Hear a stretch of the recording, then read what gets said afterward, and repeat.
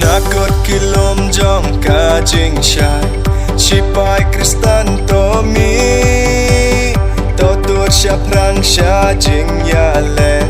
Kat bas ngi kadang i Sao dong trong ngi nong shon ki ke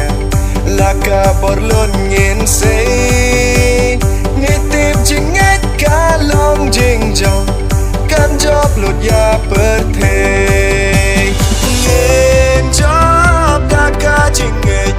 Ngin job da ka jing